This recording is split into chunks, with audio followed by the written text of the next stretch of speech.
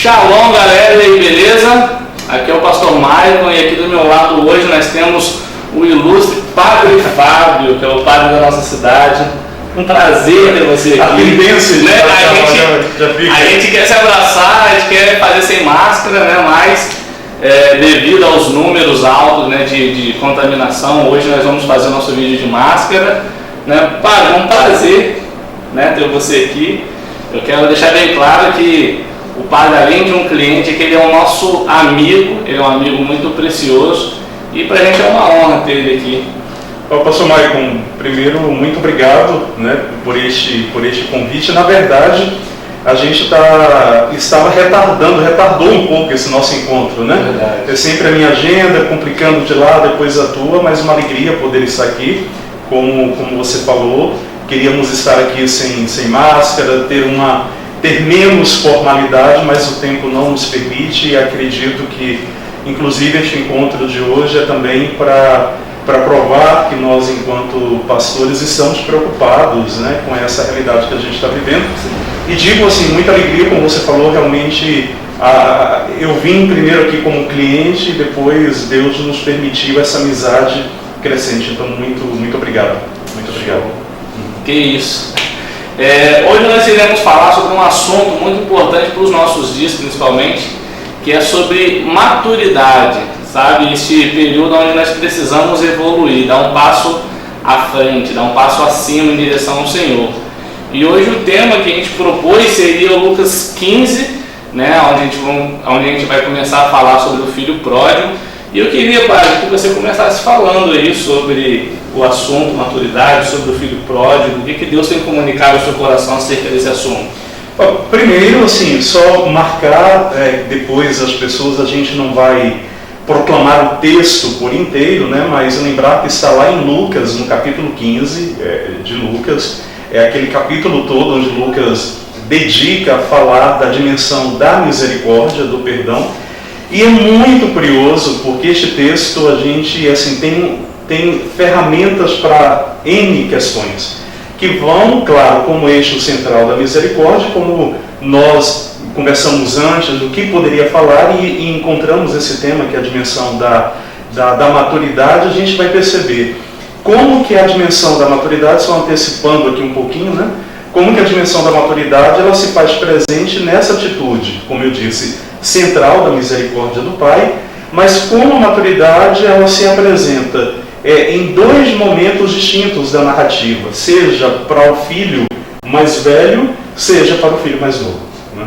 Sim. Então esse seria aqui o nosso eixo central, a atitude do pai, mas como os filhos se comportam, qual o nível de compreensão, e usando a expressão que a gente quer discutir hoje, trazendo inclusive para os dias atuais, como se dá a dimensão da maturidade para a vida e na fé.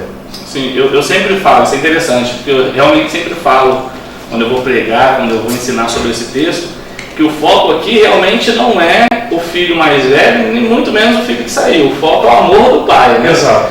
É a misericórdia dele, né? Então isso realmente é o assunto, né? Mas fala aí com a gente, nos ensine um pouco mais sobre aquilo que Deus tem comunicado ao seu coração acerca desse capítulo. Pois é, esse trecho de Lucas, pastor Maicon, sempre eu falo que é incrível, e esse é o poder também da Sagrada Escritura, né?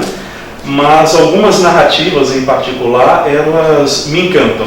E por mais que esse texto bíblico a gente leia, e quantas vezes eu já li, quantas vezes eu já rezei, me recordo aqui, só abrindo um parênteses, há mais ou menos já uns 20 anos atrás, uns 24, 25 anos atrás, eu me lembro que eu fiz um retiro de 3 dias e meio só em cima deste texto de Lucas, para dizer que é assim uma gama de informações. Então, o que Deus tem falado muito, e sobretudo neste período tão difícil que a gente está vivendo, como que a fé ela é de fato uma aliada, uma dimensão importante para nós, para atravessar as turbulências, como uma fé superficial ou uma fé equivocada, que não seria nem fé, né? Ela pode atrapalhar a promoção da vida. Então esse é o primeiro ponto. E a partir do texto de Lucas, que é a narrativa do Pai misericordioso, me chama primeiramente a atenção. Existe um pai que ama e que estava ali, que de maneira inesperada, um dos filhos, que é exatamente o mais novo, decide sair. Sim. Toma uma decisão. E aí é interessante a gente observar, nessa primeira atitude dele, que ele se considera muito dono de si, né? Se considera maduro para tomar uma decisão, e uma decisão que tampouco ele está preocupado se vai ferir o pai. Né? Ele está preocupado no bem-estar dele. Em aproveitar a vida. Né? Aproveitar a vida. Até porque, como nós sabemos, e isso em todas as culturas, que um filho, ele tem direito à herança quando o pai morre. Então, neste momento, ele é como se ele dissesse assim: olha, pai, numa linguagem bem rasa, bem atual, né? Olha, pai, eu não estou preocupado contigo, o que eu quero é viver, eu estou preocupado com o meu bem-estar, e a partir de hoje não importa mais aqui o senhor, e nem tampouco aparece o irmão dele neste momento. Então o que eu quero é aquilo que é meu, é o que me satisfaz, é o que eu preciso porque eu quero aproveitar a vida. Neste ponto ainda era uma falta de maturidade nível extremo, né? E aí, pastor Michael, e é curioso que eu vejo como a depender do prisma que a gente olha, a depender da direção que a gente olha, se a gente olha a partir da visão do filho, ele está correto, ele está maduro, sim, ele está decidido, né? Ele tem condições de sobreviver. Se a gente olha... Nós já passamos por essa fase, né? Onde a gente olhava para os nossos pais e para as nossas decisões e falava: não, eu sei de tudo, eu tô certo, você é velho, né? Tipo, está pensando como o pessoal antigo. Hoje em dia não é mais assim. Exato. E isso a gente também traz para o campo da fé, né? Eu me lembro que aqui, quando eu olho para a minha própria história, quando ali nos meus 17 anos, eu achava que eu já tinha uma maturidade, né? Que eu já tinha uma fé muito clara. Depois, quando eu cheguei meus 20 e poucos anos, eu percebi, não, quanto que eu era bobo. Hoje, que eu estou com 45 anos, essa é a minha idade, né? E aí, quando eu olho para trás e percebo assim: Fábio, como que você era bobo, né? E como que a tua fé era... Claro que naquele momento as minhas decisões em Deus foram iluminadas, porque Deus não nos abandona. Mas quando a gente vai crescendo, você vai percebendo como que realmente o tempo nos é aliado. Sim. E aí hoje eu estava lembrando, quando eu vinha para cá, quando inclusive você partilhava a sua história de vida, que é muito interessante por sinal também, né? Então a tua história de jovem, né, de mais jovem, e hoje sendo um pastor, um homem casado, mesmo sendo muito jovem, mas como que as coisas mudaram na tua vida. E aí a nossa relação com Deus, quando a maturidade começa a chegar, a nossa relação com Deus, ela transforma e, consequentemente, as nossas relações, elas também mudam. Sim, sim. As pessoas ao nosso redor, né, evoluem com a nossa evolução, com a nossa maturidade, elas também amadurecem, né? Sim. Isso é verdade. Realmente eu pude desfrutar disso, né? Ver quando eu caí em si, né? Quando eu me converti, eu vi as pessoas ao meu redor também tomando a mesma decisão. E eu acredito que isso é influência, né? Acredito que a minha decisão influenciou outros, né? E falando sobre esse assunto ainda, sobre quando nós somos jovens, né? Nós achamos que estamos certos. Eu me lembrei de um fato muito interessante. O meu pastor vai morrer de rir, que ele sempre conta essa história quando eu vou lá em Cariacica. Um dos meus pastores, né? Eu tenho o meu pastor Renato, tenho o pastor Pedro, que é o de Cariacica, que foi o meu primeiro pastor. E aí, nos primeiros anos, né, de convertido, e aí a gente fazia um teatro, e aí eu lembro que eu fui fazer um teatro sobre o filho pródigo. Aí eu cheguei pro pastor e falei: pastor, nós vamos fazer um teatro aqui, e eu quero que você, às vezes o pessoal para não se assustar, que vai ter tiro e tal. E ele perguntou: não, mas é sobre o quê? Eu falei: não, fica tranquilo que a gente sabe o que a gente está fazendo. Não, mas é sobre o que? Não, que a gente vai matar o filho pródigo. Aí eu falei: não, mas não pode matar o filho pródigo, senão não é pródigo, né? Tipo, no começo da minha fé ainda não sabia nem o que significava, né, o filho pródigo. Eu achei interessante isso, quando você tocou no assunto eu lembrei, né, que naquela época para mim pareceu certo, né? Tipo, não, vamos matar o filho pródigo para ensinar as pessoas que a gente pode sair e morrer, né? E aí sempre que a gente está junto, ele sempre lembra dessa história: olha só o Michael querendo matar o filho pródigo. E aí, o Michael, a gente encontra um outro elemento. Então, o filho que vai.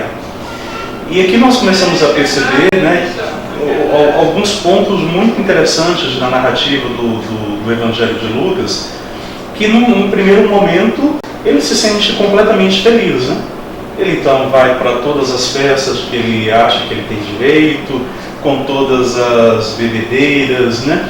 O texto realmente dá a entender que cai numa vida até de promiscuidade. Claro que isso depois vai muito da interpretação do irmão mais velho, mas independente do que aquele jovem fez, o que Lucas quer marcar, ele fez tudo o que ele queria. Ele fez tudo o que queria. E é quando ele deposita a sua felicidade nos bens materiais. Sim. Então, se por um lado a confiança plena nos bens materiais é um pecado, né? Porque que você cria o Deus do dinheiro, o Deus da riqueza, junto a isso nós encontramos um ato de imaturidade desse rapaz, né? De achar que o que ele tinha, o que o dinheiro dele poderia comprar, poderia trazer felicidade para ele.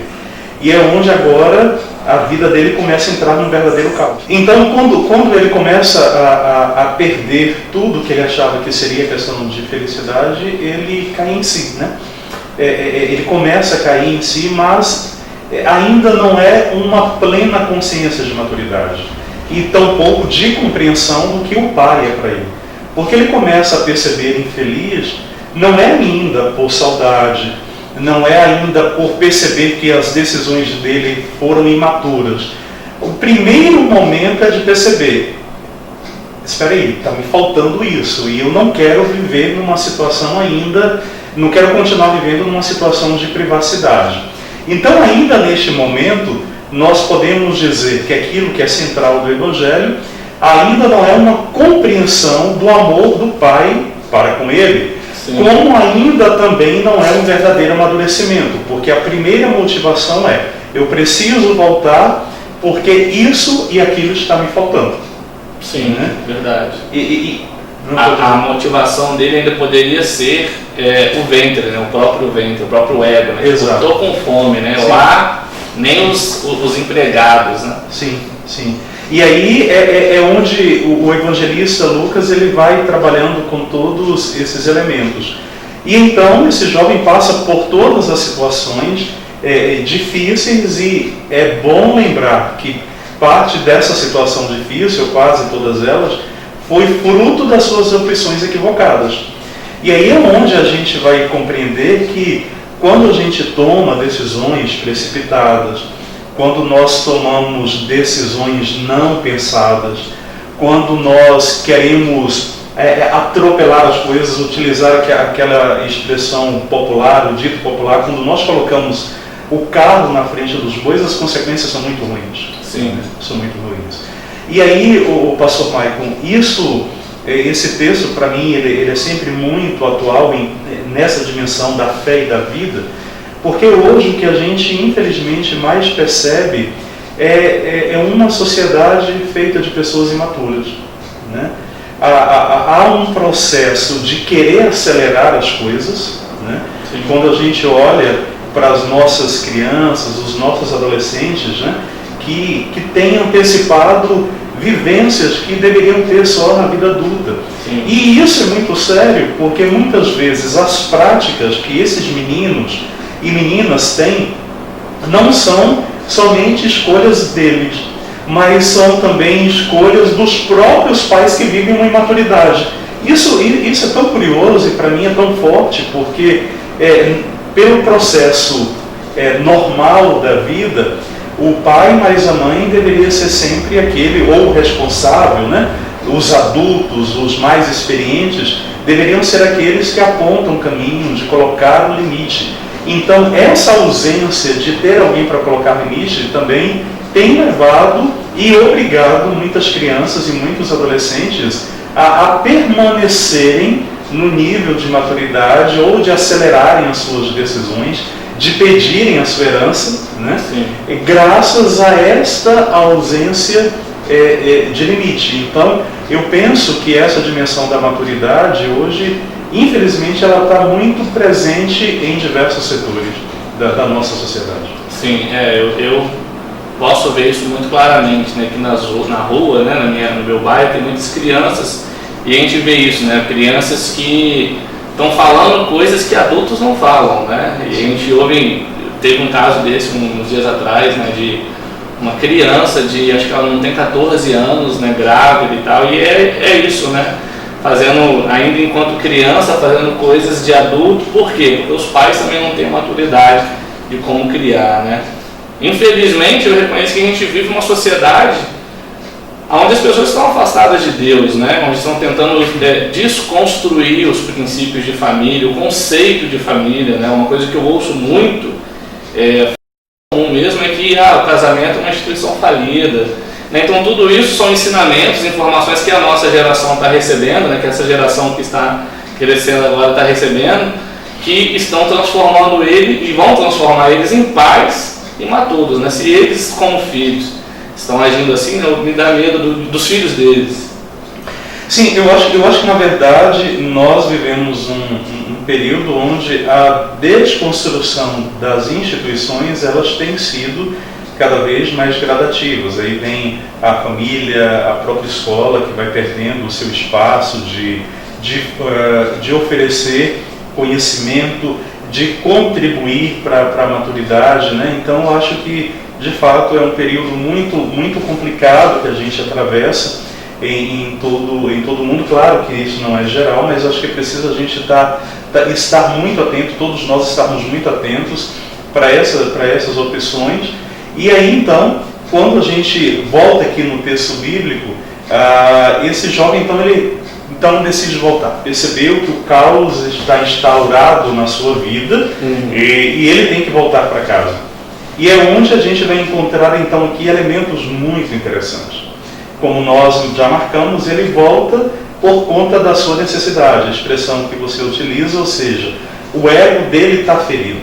O ego dele está ferido. E quando ele volta e que percebe que o pai sempre o esperava, né? O pai sempre o esperava, e aí quando ele fala assim, olha, eu já não mereço ser chamado teu filho e tal, e nós não vamos entrar nesse detalhe teológico aqui agora, mas quando o pai não aceita essa justificativa e diz não, volta, recomeça, né? É um choque, né? Poderíamos dizer que de fato é um choque para aquele jovem, porque ele esperava apenas receber o básico do básico do básico. E ali naquele momento ele percebe que este amor tão gratuito, essa misericórdia tão intensa, faz com que ele refaça toda a sua vida. E aí é neste momento que ele percebe, não, agora eu tenho que mudar. Eu tenho que mudar. E aí por que eu falo que esse elemento é interessante também, o pastor Michael? Porque se a gente tem uma sociedade de pessoas que fazem opções erradas, essa mesma sociedade é muito curioso, que eu acho assim, muito perverso da sociedade capitalista, neoliberal, porque ao mesmo tempo que ela cobra que você seja completamente independente, que você desconstrua todos esses valores humanos, morais, religiosos, né? Que você desconstrua tudo isso, mas é esta mesma sociedade que te condena. Sim, principalmente se você se converter de verdade, falando, agora vou cumprir, né, os princípios, né? Tem a condenação por você estar lá no mundo, né, largado, e quando você se converte, fala assim, agora eu vou ser um pai de família, vou ser uma pessoa íntegra, nossa, você é careta, né? Então tem as duas críticas, né? Exato, e aí então, esse elemento aqui é muito interessante, e de perceber que muitas pessoas, elas não mudam de vida ou retardam esse amadurecimento, não é só por uma escolha pessoal ou por uma perversidade, digamos, né, um desvio de caráter. Temos que também fazer uma leitura social importante, que muitas pessoas, elas acabam não conseguindo ter essa virada de página, porque oportunidades que lhes são arrancadas, né, de pessoas que digam, não, tudo bem, você errou, mas existe isso aqui. Existe essa possibilidade, né? E nós podemos dizer, na nossa própria história, que se hoje a gente está aqui é porque existiram pessoas que não simplesmente botaram limites, mas que nos apontaram possibilidades que nos deram condições de refazer a nossa própria história. Então, esse outro elemento de uma sociedade imatura, de uma sociedade egoísta, isso para mim é muito grave, porque ela reforça em determinados indivíduos as suas opções equivocadas, e mesmo quando esses sentem um desejo de começarem a fazer uma travessia, eles são tolhidos conforme com o teu próprio exemplo, né? Ah, mas para quê? Não é necessário. E se você permanece, você é condenado, você é sacrificado e você perde toda uma vida por conta deste caminho antes escolhido, e que agora você não vê em condições de refazer a tua história. Sim, é uma falta de maturidade geral, coletiva, né? Sim. Também da sociedade, né? Nesses dois pontos, né? Uma, quando a pessoa está no mundo, porque aí você escolhe, você é um drogado, você é um viciado, mas quando você se converte, você também é lá. E daqui a pouco, fulano não tem jeito não, né? Então, tipo, existe essa falta de maturidade dos dois lados. Não tem um acolhimento. Sim. Não tem um apoio, né? E aí nós estávamos falando sobre a maturidade, né? A falta de maturidade coletiva, né? Não é só, nesse caso, não é só do filho, né? Mas existe uma sociedade que o irmão mais velho vai representar nessa sociedade. Uhum. Tipo, poxa pai, estive aqui o tempo todo com você e esse rapaz aí que viveu a sua vida, então ele julga também quando o filho volta, né? Sim. Julga quando sai, né? A Bíblia não vai relatar, mas a gente sabe que existe esse julgamento. Nós mesmos julgamos, né? Falamos, nossa, olha só, o filho largou tudo, deixou o pai enquanto o pai não estava vivo, e a gente vê claramente o filho julgando, né, a conversão, né, o filho mais velho julgando a conversão do filho mais novo. Sim. Né, representa diretamente. E a maturidade do pai que recebeu, né, aponta diretamente para a graça também, né, padre? Sim, sem dúvida, né? A atitude do pai aqui são inúmeros elementos que nós encontramos. Sim, uma delas, que a gente falou lá no início, a dimensão da misericórdia, e óbvio, a misericórdia, ela sempre é graça, é gratuidade, né? do próprio pai. E é interessante aqui a atitude do pai, que realmente é o que toca o nosso coração, porque ele na sua grandeza, nessa maturidade divina, se assim podemos falar, né? Com licença aqui da palavra, mas é interessante como que ele consegue tratar as duas realidades dos dois filhos, que são comportamentos muito distintos, mas ele não muda a proporção, né, daquilo que ele oferece. Então, o pai aqui, ele não faz uma opção, olha, já que então agora você está querendo ser rebelde, então você que se vire. Não. Faz com que o outro perceba, este não é o melhor caminho. Sim. Né? Este não é o melhor caminho. A expressão que o texto bíblico usa é que o pai então convida para a festa. Vamos até pegar, porque eu acho esse versículo bem interessante.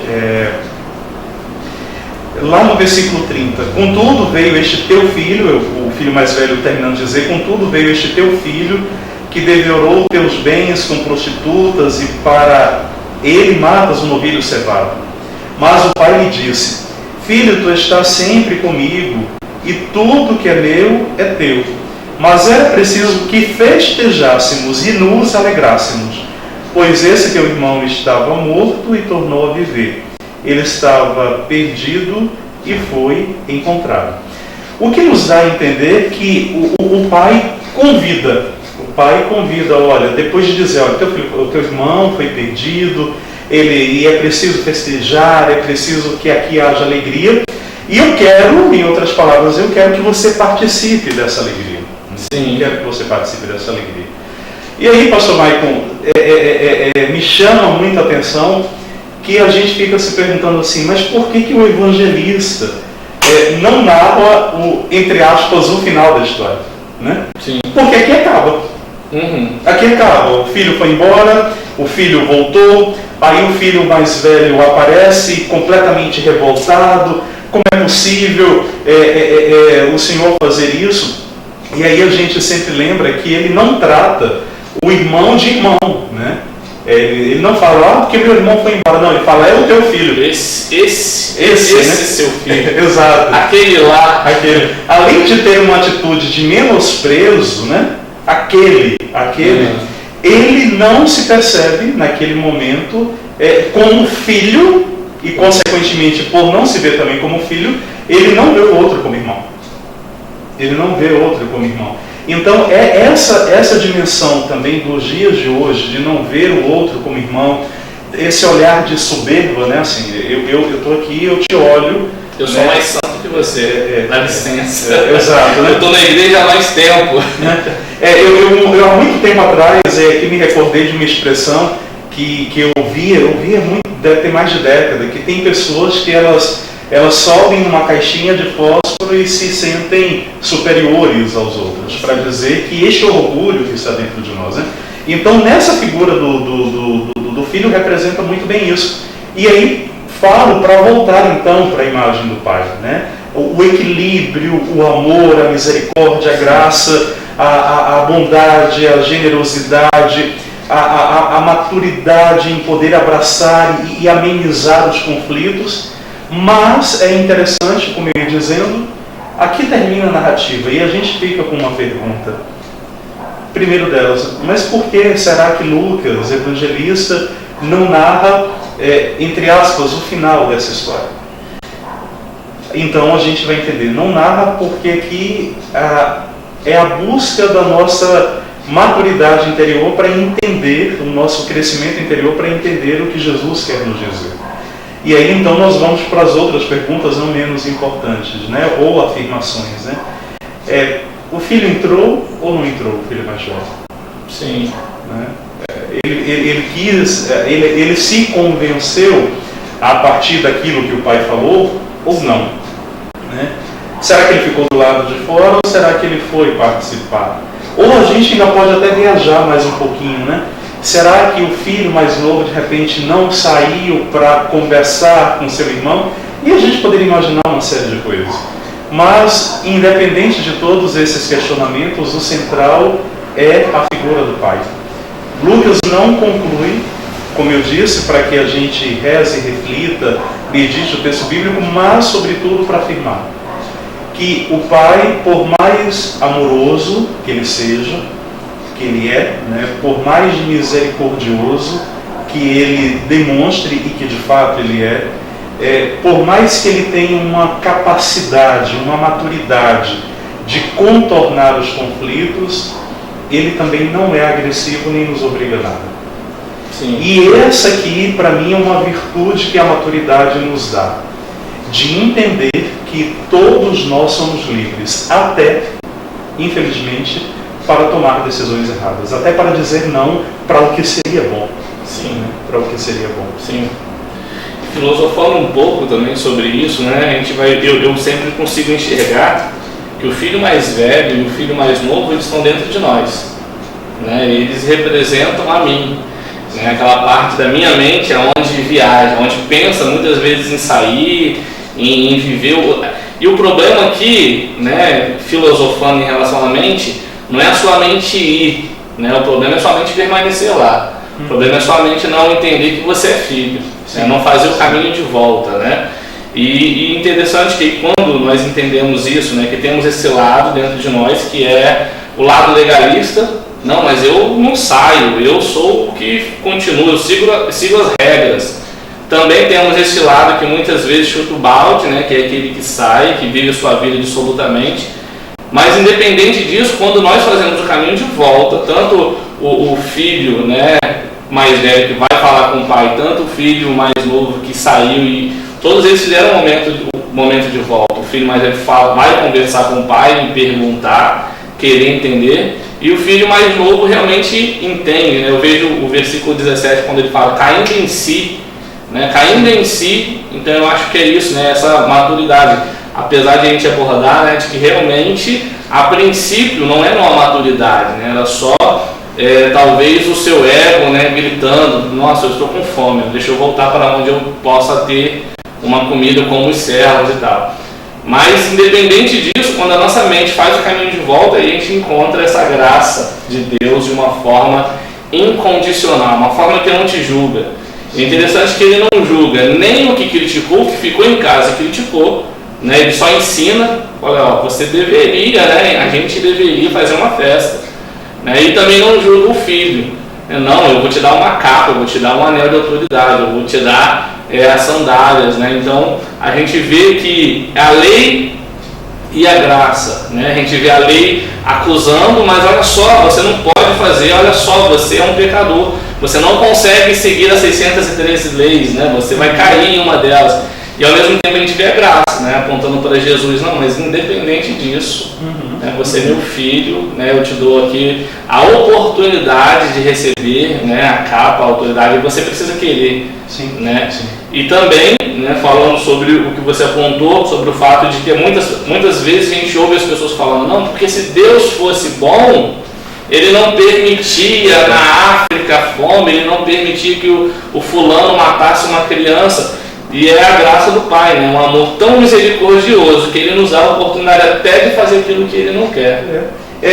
Porque Deus ele não interfere na nossa vida como um sádico, como um ditador que vai dizer, olha, você vai fazer isso e isso, e se você não fizer eu te destruo, né? Exatamente. Então essa imagem muito equivocada de Deus.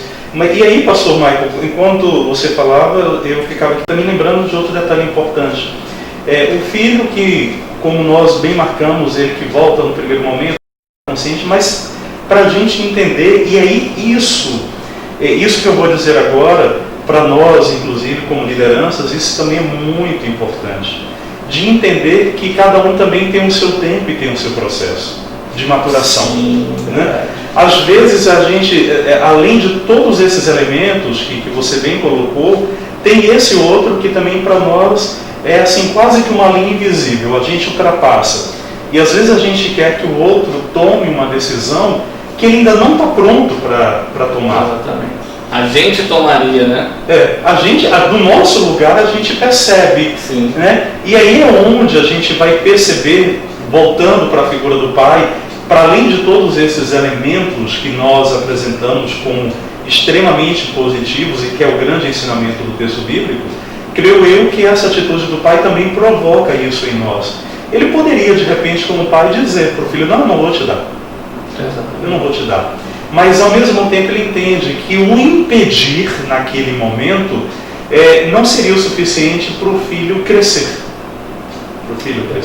E aí é onde vá. Mas eu estarei aqui acompanhando, monitorando, esperando, até que no teu tempo de maturação você consiga fazer o caminho de volta. Exatamente. E essa é a beleza, né, da palavra de Deus. E se a gente for parar para ver, existem mil ensinamentos nesse texto. A gente ficar aqui, vai ficar a tarde inteira aqui falando sobre esse texto, porque realmente a Bíblia é um livro vivo, né? É um livro mágico, como eu costumo dizer, porque cada pessoa vai ler o mesmo texto em cada dia diferente, e cada dia e cada pessoa vai ter um ensinamento diferente, né? Então eu acho que é isso, acho que a gente conseguiu abordar, né, o texto todo, né, não em todas as suas representações, mas a gente conseguiu abordar esse assunto, né, maturidade. E uma maturidade que você, né, que nós precisamos ter é amar as Escrituras, né, se dedicar a isso, sabe? Isso é meditar na palavra. É você não somente ler, mas você começar a extrair dali perguntas, né, como o padre Fábio abordou muito bem, né, as perguntas que estão incutidas ali, mas que a gente não se faz. O que aconteceu? Como ele se comportou depois? E qual foi a solução? Sabe, a gente fazer esse tipo de pergunta, ter esse tipo de imaginação santa, né? Isso é meditar na palavra. Precisamos voltar a ter esse amor, né? Não, sem dúvida, né? Eu acho que, eu acho que nós exatamente mergulharmos nessa dimensão, o pastor Michael, da liberdade, né? de deixar ser envolvidos pelo amor, de ter a paciência colocando no lugar ali do filho mais velho, de perceber que não são nossas atitudes obstinadas, agressivas, né? Sempre o nosso ego em primeiro lugar, que irá resolver as coisas. Esses dias em em uma das minhas meditações, só para ir concluindo, o autor ele citava o pensamento, se eu não me engano, de um outro pensador, que não me falha a memória, se chama Tony de Mello. E a frase dele é mais ou menos assim, que o silêncio não é somente uma ausência de som. O silêncio é uma ausência de ego. Então, e isso é muito forte, porque muitas vezes nós não fazemos essa experiência de encontro com o Pai amado, com o Pai misericordioso, é porque nós estamos tão cheios de nós, estamos tão envolvidos em nosso próprio barulho, que a gente não percebe o Pai que nos espera, a gente não percebe o Pai que vem ao nosso encontro, a gente não percebe o Pai que vem dizer, olha assim, Fábio, não importa o que o outro fez, eu estou alegre, participe da nossa alegria, né? E aí, pastor Maicon, esse para mim é um último elemento, que isso tem sido minha oração por mim e por toda a humanidade. Quantas vezes nós somos tão egoístas que a gente se entristece com a alegria do outro? Verdade. E quantas vezes a gente, por se sentir tão donos de toda a verdade, que a gente não quer participar da alegria do outro, né? E aqui eu concluo exatamente a minha fala, porque antes, inclusive, da gente começar a gravação, a gente falava como que algumas pessoas ainda se assustam de ver, parece que é uma coisa assim, tá quase que um fim do mundo, né? Um pastor e um padre estarem próximos, terem uma amizade. Então, assim, eu me alegro muito por esse nosso encontro de hoje. Primeiro que, enquanto igrejas cristãs, a campanha da fraternidade chama, é um convite a esse diálogo, sim, né, na promoção da paz entre todas as pessoas, na sua diversidade, e de maneira particular entre nós cristãos, então essa dimensão ecumênica, e depois de perceber que o que a gente precisa para semear esse amor de Deus é perceber que nós, enquanto homens de fé, somos homens do diálogo. Sim, né? Não somos homens de falar sozinhos e do monólogo. Então, eu gostaria muito assim, de te agradecer, né? De fato, você é um ser de luz, né? Assim, te encontrar é sempre um prazer, né? Sempre um prazer. Digo mesmo. Né? Meu coração fica sentido em pensar que daqui a algum tempo Deus te envia para uma missão, mas eu não posso dar esse contra-testemunho, né, egoísta de dizer assim, não fica, até porque eu também sou transitório aqui. Sim. Mas eu tenho plena certeza de que aquilo que realmente Deus une, não só na dimensão do matrimônio, mas quando Deus une pessoas nele, por ele, pelo reino dele, isso não se perde, isso não se separa. Então, assim, obrigado por ser uma presença de Deus aqui nessa cidade de Ibatiba. Tá? Obrigado por me acolher em teu coração, na tua família, né? Afinal de contas, tua esposa e teu filho eu também carrego com imenso carinho. Então, que Deus possa te abençoar e que Ele nos dê maturidade para entender a vontade dEle, que está muito além de um templo ou de uma prática estritamente religiosa. Glória a Deus. E é isso, gente. Se a gente continuar aqui, eu até choro. Então, como o padre disse, né, nós estávamos conversando sobre isso, né, vamos ter essa maturidade, sabe, de entender que a placa da igreja do outro não pode me privar de amá-lo, né? Isso não existe, né? A gente está falando aqui sobre esse texto, esse silêncio do Pai, né? O Pai ficou em silêncio, né? Quando você encontrar pessoas, né, e religiões e situações que te constrangirem ou que te afetarem ou que você não concordar, fique em silêncio, mas não atinja, né? Não afete, não fira a pessoa, né? O importante, eu vejo, que é a gente andar junto, né? Eu sempre falo que nós estamos indo todos para o mesmo lugar, né? E quem está indo para o mesmo lugar se encontra no meio do caminho, né? A gente não se encontrou aqui nessa cidade por acaso, né? Não foi por acaso que nós começamos uma amizade. Eu tenho certeza que ela também não vai terminar nessa cidade, né? Então, para mim também é uma honra ter você aqui, ter o Senhor aqui com a gente. E é isso. Quero agradecer a você que assistiu aqui até agora, né? E falar que o padre é um amigo. Vou colocar aqui o Instagram dele, siga ele, né? Tenha contato com esse homem de Deus, com esse ser de luz, né, você não vai perder nada, pelo contrário, a sua vida vai somente ter coisas a ser acrescentadas a parte do Senhor. Amém? Amém. Amém. Deus te abençoe. Amém.